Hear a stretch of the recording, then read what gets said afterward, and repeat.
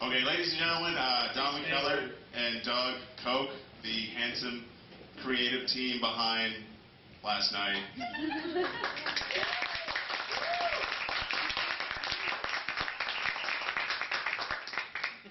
Okay, I guess my first question is for you, Don. Having established yourself as an actor and writer first, what made you want to direct Last Night as your directorial debut?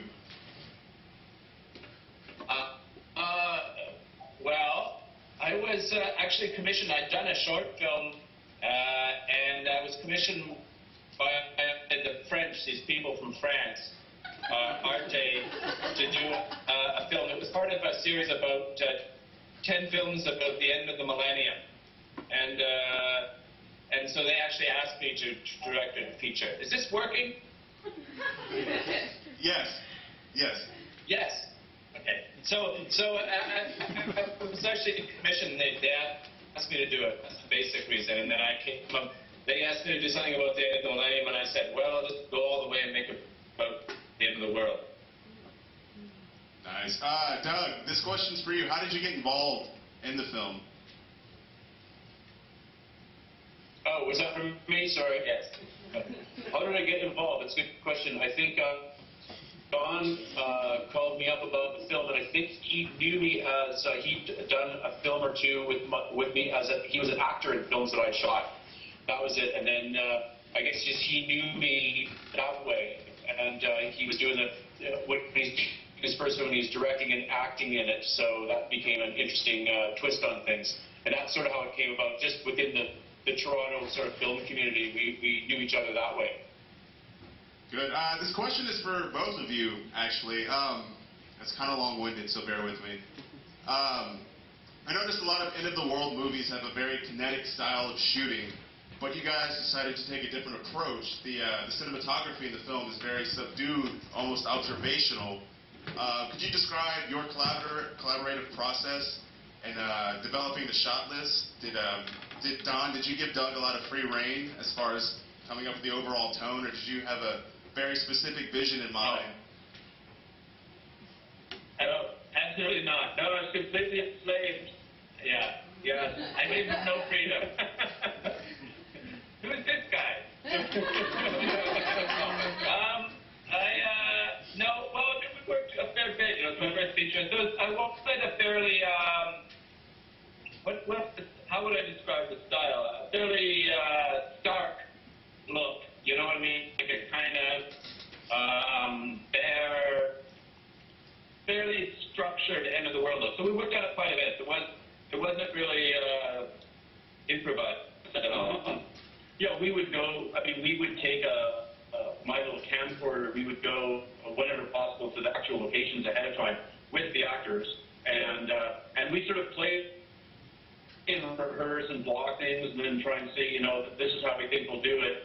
And then on the day we come in, and that's the first thing we try, and so we could adjust it if we wanted to, but typically a lot of times we spent a fair bit of time actually doing this and sort of rehearsing it and playing about that is so that we ended up doing. So it wasn't like it was storyboard in a vacuum. We were able to sort of do it with the actors. It helped that I had a lot of the actors there, and they were sort of friends, Andra and Callum, so we had them, we rehearsed a lot in advance actually. Awesome. I'm going to turn it over to the audience now to ask questions. All right.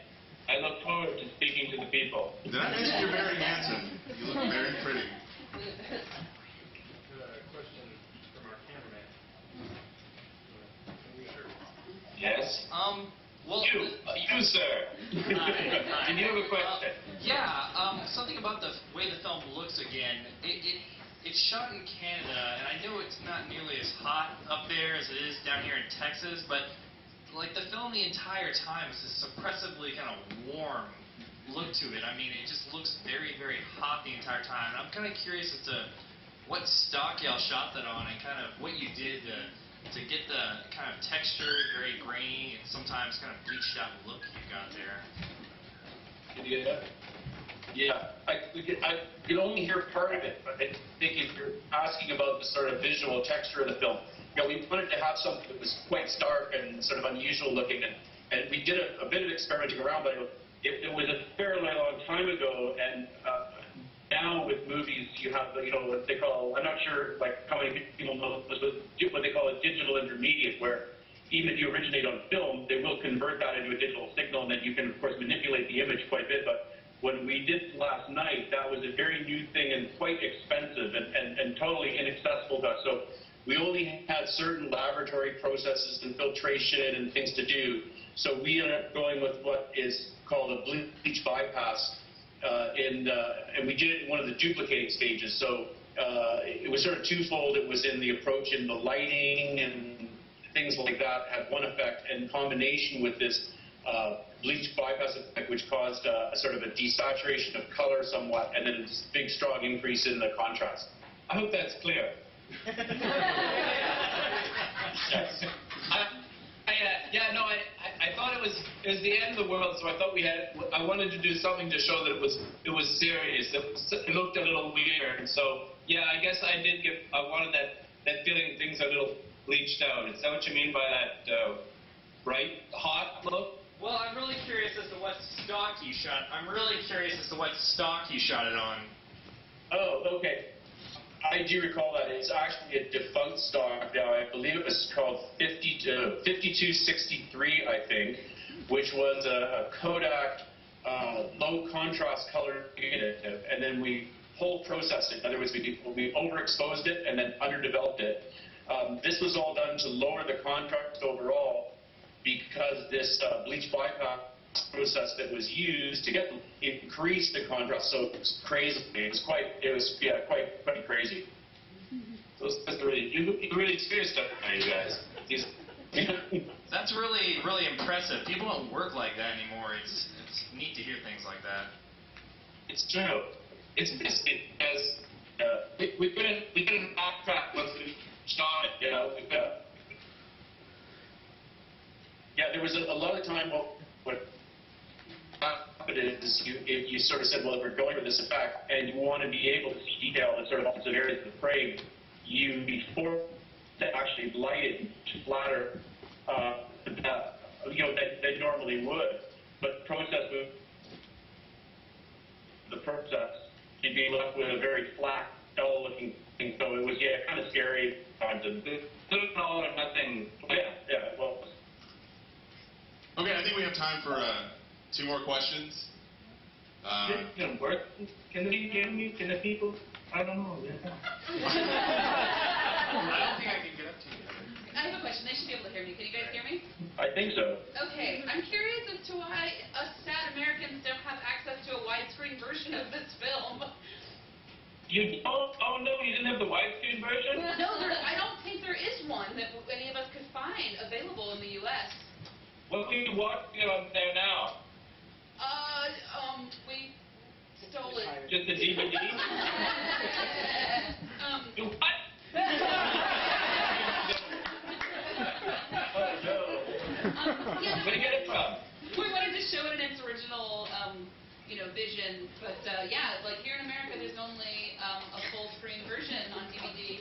It was re-released. I thought that the new version should have the widescreen. You don't have them? Not America yet. That's terrible. I'm disgusted to hear that.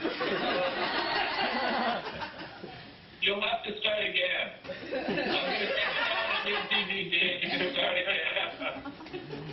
Yeah. We'll send you the download. Yeah. I'm sorry, I don't know. If this came out at the time, it was, I guess, early in the DVD world, and then they didn't think anyone would ever want to see widescreen at the time. But Yeah, it was a bit of a it was a bit of a. We were upset at the time. I was upset. It's an American distributor, Lightscape's fault. Not to make any names yet. Hi. Who is that? I have a Yeah. question. Oh, tell me. I was asking about the character archetypes. Did you start from classical archetypes or reactions to apocalypse? Oh, that's fantastic. It's so great that you're there talking to me. It's so nice. I feel like finally I feel like a connection across people down there. I guess I started with my friends, myself and my friends, and I feel I have. I asked a lot of friends how they would react, and I thought how would myself. So I think it was very personal, actually. A lot of it came out of just my personal choices and those of my friends and family. And I sort of expanded that and tried to represent the different options. You know, someone who wanted to have sex, someone who wanted to be with their family, things like that. So I think I just built it that way. Does that make sense? Yeah, absolutely. Thank you very much. It took you so long to get that question answered. Yeah. It was very eloquently answered. Thank you. Okay, good. I have one more question. Tell people to We have one more question from the film student. Kid. People who come there and talk to the camera. Yeah. Sorry, I just have one more question. There's a couple times in particular that the character Patrick, just he's very sweet in a kind of strange way, especially that line, candy cane, and also the instance in which he chooses not to break into a car just because he's like, this one's not quite right. What went into writing Patrick? Can you tell us a little bit more about that process of writing Patrick? Getting that? Again, I think it's sort of, what? I'm glad you find the character sweet. I'm very flattered by that. I think it came out of, are you there now? Now what's going on? I think you're back. Oh, I I'm see. sorry, I'm recording you. Stick with me. I think it came out of myself again. It came out of my own personal feelings. It actually came out of my own experiences with this little girlfriend I had, and I don't know. I think it came out of that. It was yeah. I used this film. Weirdly, is the most autobiographical film script I'd written at the time. I think maybe because it was my first feature, I felt I wanted to ground it in my own stuff, and so it's really quite close to me in many ways. The people who played my parents, it's a lot like my own family. They're a lot like my own family, and so I think that's what I would say it came from. So if it's sweet, it's just because I'm sweet. He is. Patrick is very sweet. I enjoy that. Oh, thanks. Thank you. Anybody else? Is that it? Hold on, one more question. Yeah. Here you go. Can you see me? Yeah, it's great. Okay, one more question. So, with the There you are. with the rise in production costs and decline in funding for the arts, do you guys feel that digital will make film obsolete, or do you think there'll always be a demand for film and the creative clout associated with it? Big question. Wow, that's a good question. Doug, what do you think? Well, I mean, the landslide in film's demise is in fact seemingly heavily underway already. You heard about it for it seemed like decades, but now I still shoot mainly film, but it just more and more each year it's becoming less and less, and I think it's going to be very hard. A funny thing is the demise of film projection. Like, for instance, I foolishly assumed you guys were probably seeing a film print of last night. Don may have been assuming, but the demise sort of that of the replacing of cinema screens with digital projection.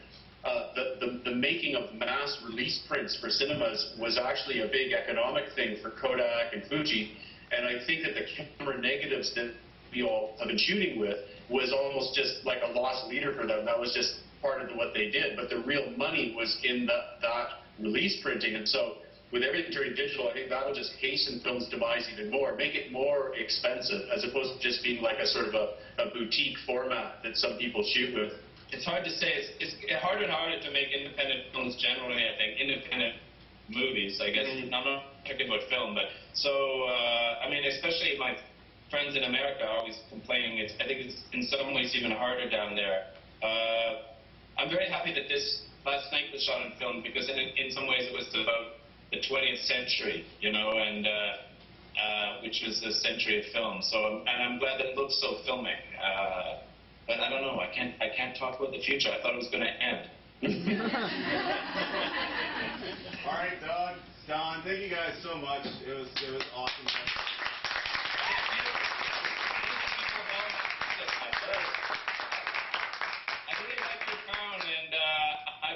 I would have come down. I've been there before, and I really like it. You've got a great festival, and thanks so much for doing this. I hope you like the film. Yes,